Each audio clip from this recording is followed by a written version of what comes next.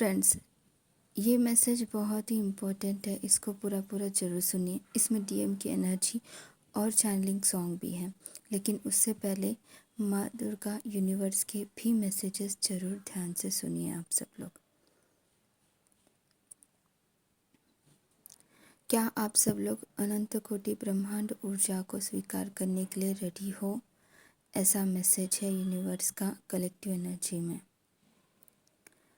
और ये अनंत कोटि ब्रह्मांड की ऊर्जाएं जो है गुप्त नवरात्रा से ही शुरू हो गई थी, परंतु उसमें से काफ़ी लोगों ने ठीक से रिसीव नहीं किया है। और इस पे मैसेज भी माँ की आवाज़ में स्वयं माँ ने भी बताया था, वीडियो बना हुआ है उसका। आप उनकी ही आवाज़ में वो चीज़ें सुन सकते हो। मेरी आवाज़ में ही उनकी आवाज़ है, ठीक है। ऐसा वीडियो था, वो वाला वीडियो का नाम है माँ दुर्गा के मैसेजेस संदेश, ऐसे कुछ नाम से है। वो मैंने 5-6 दिन पहले अपलोड किया था। वो बहुत ही इम्पोर्टेंट है, वो ज़रूर देखिए। यहाँ पे एंड ऑफ द वीडियो में भी आपको सजेशन में या फिर कहीं मिल जाएगा, आपको डिस्क्रिप्शन में वगैरह डाल दूँगी मैं, ठीक है। वो ज़रूर देखिए। और उसके बाद आपको माँ दुर्गा के मैसेजेस ध्यान से सुनिए और डीएम के मैसेजेस भी। मतलब डीएम क्या कहना चाहते हैं आपसे, वो जो कह नहीं पा रहे हैं, या फिर उनकी फीलिंग्स आपके लिए क्या है, ये आप जानिए इस वीडियो में। अवश्य ही बहुत सारी चीज़ें हैं जो माँ दुर्गा आपसे कहना चाहती हैं। आपके डीएम के कलेक्टिव एनर्जीज हैं यहाँ पे।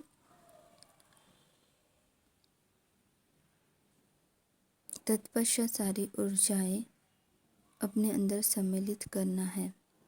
सर्वश्रेष्ठ ऊर्जाएं जो तुम सब लोग चाहते हो कि आगे आध्यात्मिक रूप से बढ़ना है, तो अपने ऊपर में सर्वश्रेष्ठ ऊर्जाओं को स्वीकार करने के लिए पहले तुम सबको अपने अंदर जाना बहुत आवश्यक है। और काफ़ी उत्तम चीज़ यह है कि काफ़ी लोग अपने अंदर जाने के प्रोसेस में लगे हुए हैं। हाँ, काफ़ी लोग ना बहुत अच्छे से अपने अंदर जाने के प्रोसेस में हैं, सही से इनर वर्क कर रहे हैं। इनर वर्क का मतलब क्या है? अपने अंदर जाना, है ना। तो वह अंदर जाने के प्रोसेस में है। ज़िंदगी कई बार तुम्हें परेशान कर सकती है। माँ के मैसेजेस हैं यूनिवर्स के।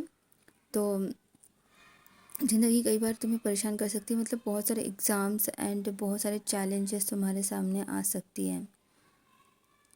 विध्वंस रूपिणी की तरह ना तुम लोगों को हर नकारात्मक शक्तियों को ख़त्म करने की ऊर्जा अपने अंदर लेके आनी है। नकारात्मक शक्तियाँ जो तुम्हें रोकने की कोशिश कर रही है, जो नेगेटिव एंटिटीज़ जिसको हम बोलते हैं। तो आपको मैंने बहुत सारे रूल्स एंड ये सारी चीज़ें बताई है ना डियर फ्रेंड्स, कि आप लोग ना, मतलब कुछ रिचुअल्स मैंने अपने वीडियोस में बताया है कि आप ना निगेटिविटी को ऐसे मतलब अपने पास नहीं आने दें, और क्लींजिंग करते रहे, प्रोटेक्शन लेना और ये सारी चीज़ें। तो उस तरीके से भी आप अपने आप को सुरक्षित हमेशा रखें। It's very important. तो माँ दुर्गा ने जैसे कि बोला था कि कालचक्र का जो पहिया है बहुत तेज़ी से चल रहा है। लास्ट टाइम बताया था 2 दिन पहले ये हुआ था, लेकिन अब 1 या 2 दिन में ये होने वाला है कि पूरा कालचक्र जो है ना, वह विध्वंस रूप लेने वाला है कलेक्टिव एनर्जी में, ठीक है। विध्वंस रूप लेना मतलब कालचक्र जो है सारी निगेटिविटी को अभी ख़त्म करने के लिए बिल्कुल रेडी है। लेकिन उस वक्त हमें क्या करना है, तो हमारी उस ऊर्जाओं में आना है जिस ऊर्जाओं को आप चाहते हो कि आप बनो, मतलब अपनी एनर्जीज़ को उस लेवल पे उठाना है। तो पहले तो अपने अंदर की निगेटिविटी को ख़त्म करना बहुत ज़रूरी है। माँ दुर्गा ने जैसे कि कहा है आपको कि किसी भी प्रकार का काम, लोभ, द्वेष, किसी के लिए ईर्ष्या, इस प्रकार की जो भी एनर्जीज है उससे बाहर निकलना है। अपने कॉन्शियसली रहना है, मतलब कि हाँ मुझे किसी के लिए जेलसी फील हो रही है तो उसको एक्सेप्ट करो। सबसे पहले ना एक्सेप्ट करना बहुत ज़रूरी है। एक्सेप्ट नहीं करोगे तो उससे बाहर नहीं निकल पाओगे। हाँ होता है, जेलसी अगर हो रही है तो उसको एक्सेप्ट करो सबसे पहले कि हाँ मैं जेलसी कर रही हूँ, शायद मेरे अंदर ये इशू प्रबल हो रही है या बन रही है या फिर है ऑलरेडी। तो मैं इसको एक्सेप्ट करती हूँ कि हाँ मेरे अंदर ये हो रहा है, तो मैं अभी इस पे काम करना शुरू करती हूँ कि इसको ख़त्म करना है। ठीक है, तो वो अलग अलग तरीके से रिलीज़ हो सकती है। एक तो आप एक ऐसे लोगों से जुड़े रहो जो कि सच में बहुत अच्छे से इनर वर्क कर रहे हो और आध्यात्मिक रूप से बहुत आगे बढ़ चुके हैं, उनसे आप बात करो उस तरीके से कि ये मेरे अंदर ये इशू हो रहा है यार, मतलब एक्सेप्ट करो उनके सामने। फिर बाद में हाँ इसको बाहर निकालने के लिए क्या है, तो वो तो पहले आसान तरीका मैं बता रही हूँ कि ये एक आसान तरीका है कि एक्सेप्ट करना सबसे पहला इम्पॉर्टेंट स्टेप होता है। और उसके बाद में फिर हाँ इस चीज़ के लिए फिर बाहर निकलने लगते हैं। उनकी बातें, उनकी उनके मोटिवेशंस वर्ड्स, उनके सजेशंस आपको ज़रूर काम करते हैं। उसके अलावा फिर हम पेपर में लिख कर भी उसको जला दें और फिर उस इशू से बाहर निकले, ये भी एक तरीका है।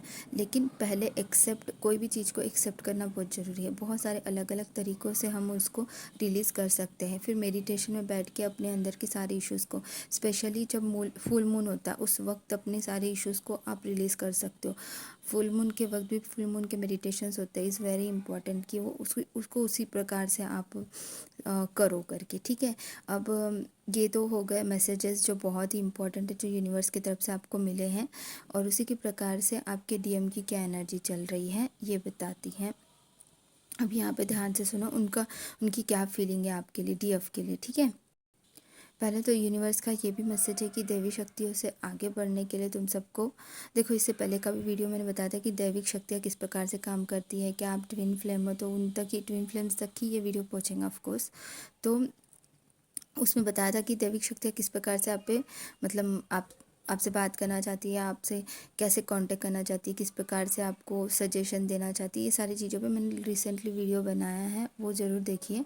तो एक्चुअली तो तभी जब आप लोग उस ऊर्जाओं में प्रबल हो जाओगे ना, उसके बाद ही आप ना मतलब अपनी शक्तियों में, अपने आध्यात्मिक जर्नी में और आगे बढ़ोगे, तभी आपके पार्टनर जो है ना आप तक के पहुंच पाएंगे।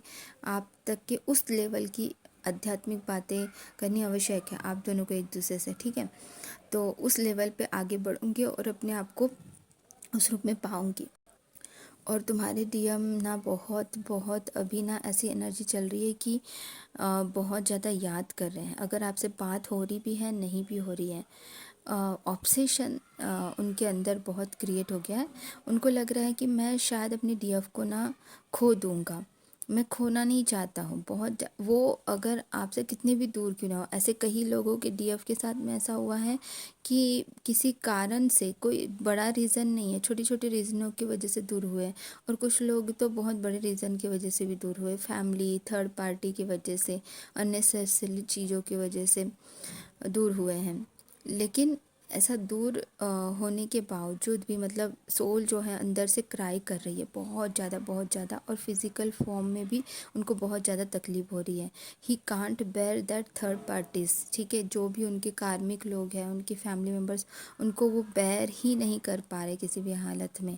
तो इस तरह की बहुत ही उनके साथ में बहुत बुरा फील कर रहे हैं वो। लेकिन वो उनको है ना, मतलब उनके घर में बहुत लड़ाई झगड़े भी हो रहे हैं अननेसेसरली, छोटी छोटी सिल्ली रीज़न की वजह से हो सकता है, हो रहा है। मतलब सब मैक्सिमम बहुत सारे डीएम के साथ में ये हो रहा है। और कुछ डीएम के बाद में ये भी हो रहा है ना कि वह अपने थ्रोट चक्रा के अनुसार ना वो जो बताना चाहते हैं वो नहीं बताते, कुछ और ही बोलते हैं। किसी किसी डीएम्स को ना बहुत ज़्यादा गुस्सा आ रहा है अपने ही, मतलब जो थर्ड पार्टीज उनके अर्द गिर्द जो है, मतलब जो कार्मिक लोग हैं उनसे, या फिर उनके फैमिली मेम्बर से उनकी लड़ाई झगड़े होना। और कार्मिक लोग ना उनको किसी न किसी रूप से ना आध्यात्मिक रूप से आगे ना बढ़े, इसके लिए कुछ ना कुछ करते ही रह रहे हैं, कुछ ना कुछ करते ही रह रहे हैं। तो ये क्यों कर रहे हैं, ऐसा क्यों कर रहे हैं? वो क्या जानते हैं जर्नी के बारे में? नहीं, वो नहीं जानते। फिर भी वो अनकॉन्शियसली कुछ चीज़ें ऐसी होती है ना फिज़िकल फॉर्म में कि वो रुकावट करना चाहते हैं आपके डीएम को किसी भी रूप से। उनको उनको बहुत जेलसी आपके डीएम से। ठीक है, कार्मिक लोग ऐसे ही होते हैं कि मतलब उनको रोकना ही होता है, उनको किसी की ग्रोथ देखी नहीं जाती है। तो इसी प्रकार से कुछ उनके रिलेटिव्स, उनके फ्रेंड्स ऐसे हैं। ठीक है, और उनकी हेल्थ पे भी इफ़ेक्ट करने लगते हैं। हेल्थ किसी भी रूप से हो सकता है, हेल्थ इफ़ेक्ट हो रहा है उन पे। तो हेल्थ इफ़ेक्ट होने की वजह से क्या हो रहा है कि वो समझ नहीं पा रहे हैं कि क्या करना है क्या नहीं करना है। हेल्थ भी काफ़ी डीएम्स की अभी उतनी खास नहीं चल रही है जितनी अच्छी चलनी चाहिए। देखो जो भी डीएम्स भी हैं या डीएफ भी हैं, देखो हेल्थ इश्यूज तो आते रहते हैं लाइफ में, बट फिर भी ये जो हेल्थ इश्यूज है ना, इस पे अगर ध्यान नहीं दिया जाएगा समय पे तो वह ज़्यादा बढ़ सकता है। तो इसीलिए इसके लिए ट्रीटमेंट तो आप लेते ही हो, लेकिन उसके अलावा ना अपना इनर वर्क करना बहुत ज़रूरी है। Inner work, meditations, all this thing कि मैं अपना बेस्ट वर्जन बनूं और अपने आलसीनेस से बाहर निकलूं, थोड़ा वॉकिंग करूं, नेचर में अपना समय निकालूं, ऐसा करना बहुत ज़रूरी है। ठीक है, और ये बहुत इम्पॉर्टेंट है, तभी आप ना अपनी हाई वाइब्रेशन में रहोगे और ये छोटी मोटी जो भी तकलीफ़ें आती हैं शरीर में उससे दूर भगा पाओगे, उस तकलीफ़ों को दूर भगा पाओगे। ये आपको समझना पड़ेगा। ठीक है, ये एक समझने वाली बात है आप सबको। तो हो सकता है आप मेडिटेशन करो लेकिन सही से प्रोटेक्शन नहीं ले रहे हो, जिसकी वजह से आपको तकलीफ़ भी हो रही है। काफ़ी बार ऐसा होता है कि प्रोटेक्शन सही से ना लेने की वजह से भी मतलब मतलब पेन्स एंड ये ऑल थिंग्स आते हैं।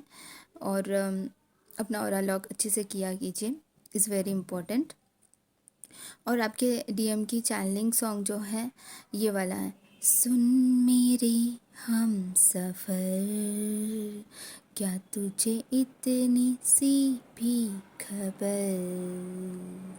तेरे सांस चलते जिधर, रहूँगी बस वहीं उम्र भर, रहूँगी बस वहीं उम्र भर,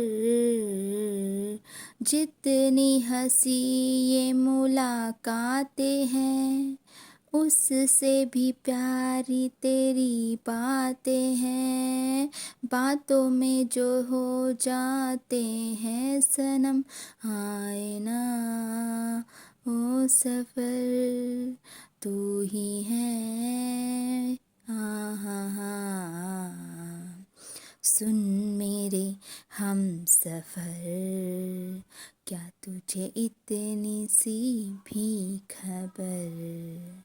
मतलब ये गाने को ये मतलब आपकी जब भी मुलाकातें हुई थी उस मुलाकातों को वो याद कर रहे हैं, और तुम्हारी वो मुस्कान बहुत इम्पोर्टेंट है। जितनी प्यारी मुलाकातें उससे भी प्यारी बातें हैं तुम्हारी, तुमने इतनी प्यारी प्यारी बातें करती हो, उनको तुम्हारी हर एक छोटी छोटी बातें याद आ रही है डीएम को। तो ये गाना आप सुन के ये चीज़ों को महसूस कर सकते हो आप। और ये गाना एक्चुअली हर रोज़ भी सुनोगे तो बहुत अच्छा लगेगा आपको। ये गाना टाइमलेस है एक्चुअली। ये क्यों टाइमलेस है कि अगर आप अच्छे मोमेंट्स को याद करोगे, अच्छे मोमेंट्स को रखोगे अपने मन में, तो रियूनियन भी होना बहुत आसान हो जाता है, क्योंकि आप अच्छे मूड में उनको याद करो, अच्छे थॉट्स के साथ में, अच्छे पॉजिटिव थॉट्स के साथ में। कभी भी उन थॉट्स को बार बार अपने दिमाग में मत लाओ जिस वजह से आप अलग हुए थे। उन मोमेंट्स को याद करो जो आप दोनों साथ में अच्छे से बिताया था वक्त। तो इसीलिए माँ ने ये वाला, यूनिवर्स ने आपको चैनलिंग सॉन्ग आपको दिया है, तो आप इसको सुनिए गाने को। ठीक है, all the best, all love you all. आप सब बहुत खुश रहिए। God bless you everyone.